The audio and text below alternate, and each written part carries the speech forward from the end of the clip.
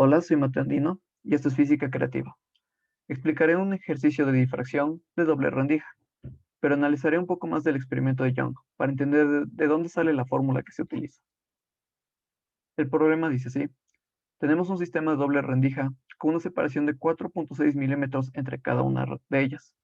Además, estas se encuentran a 25.5 milímetros de la pared a la que llegarán las ondas.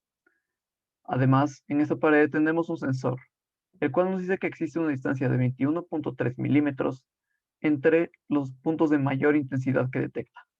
La pregunta es, ¿cuánto vale la longitud de onda del pulso? Nuestro sistema se vería algo así: una doble rendija y una pared donde está el sensor. Nuestra onda avanza y lo que vemos son frentes de ondas. Una vez que llega a las rendijas, tendremos el fenómeno de la difracción, que se vería algo así. ¿Qué quiere decir esto? Cada una de las rendijas se vuelve una nueva fuente de ondas. Podemos analizarlo individualmente. Si es que aislamos el sistema, esto es lo que pasaría. Proviene de un principio llamado principio de Huygens. Sin embargo, las partes de la izquierda son imaginarias, solo para entender mejor la difracción. Entonces, nos quedaremos con el análisis que ya teníamos. Podemos ver que en la pared existen estos puntos, donde los dos frentes de ondas de cada rendija se juntan. Es decir, tendremos interferencia constructiva, donde ambas se suman. La distancia que nos da el problema es de 21.3 milímetros. Con esto ya podemos ignorar las ondas. Además, tenemos una distancia más pequeña entre las dos rendijas y la distancia que separa las rendijas con la pared. ¿Pero qué fórmula debemos usar? Esta se obtiene así. Tenemos que asumir que la distancia entre las rendijas y la pared es bastante grande, mucho más grande que la distancia entre las dos rendijas. Ahora buscaremos la diferencia de ruta con uno de los puntos. La diferencia de ruta es la diferencia entre la distancia desde el punto a una rendija menos la distancia de ese punto a la otra rendija. En este caso formamos un triángulo isósceles, justo con el punto del medio, así que las distancias serán iguales. Podemos deducir que la diferencia de ruta será igual a cero, y definiremos la diferencia de ruta con una L. ¿Qué pasa cuando analizamos otro punto? Ya no es un triángulo isósceles, así que las distancias son diferentes, pero podemos formar uno con este segmento. Ahora, la distancia más larga se divide en dos: una parte que será igual a la distancia corta y un pequeño segmento adicional. Es fácil darnos cuenta que este pequeño segmento es igual a la diferencia de ruta. Dibujaremos un ángulo al cual definiremos como θ1.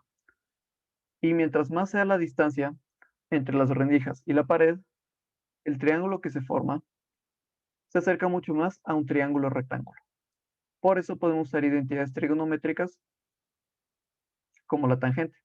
Sabemos que la tangente será el cateto opuesto, el cual en este caso será la diferencia de ruta, dividida entre el cateto adyacente, que será justamente la distancia entre las dos rendijas. Podemos definir algo más: una distancia desde el centro de las rendijas hasta el punto que estamos analizando. Ya que cae justo en el centro de las dos, es claro darnos cuenta que una línea horizontal llegará justo al punto del medio. Y ahora tenemos un nuevo triángulo rectángulo, con un ángulo que llamaremos θ2. Podemos jugar el mismo juego. La tangente de este ángulo será el cateto opuesto, que es justo la distancia entre puntos de máxima intensidad, dividido entre la distancia entre las rendijas y la pared. ¿Qué ocurre ahora? Mientras mayor sea la distancia entre las rendijas y la pared, el ángulo 1, θ1, y el ángulo 2, θ2, se vuelven muy cercanos. De hecho, si es que el triángulo pequeño anterior hubiera sido exactamente rectángulo, los ángulos son exactamente los mismos. Esto quiere decir que las tangentes también son iguales. Entonces podemos igualar ambas cantidades. Ahora un poco de conocimiento. La diferencia de ruta solo ocurre en interferencia constructiva cuando este es un múltiplo de la longitud de onda. Esa pequeña n es un entero. Y ya que analizamos el punto justo al lado del medio, podemos asumir que ese valor de n es 1. Y podemos descartarlo de la fórmula.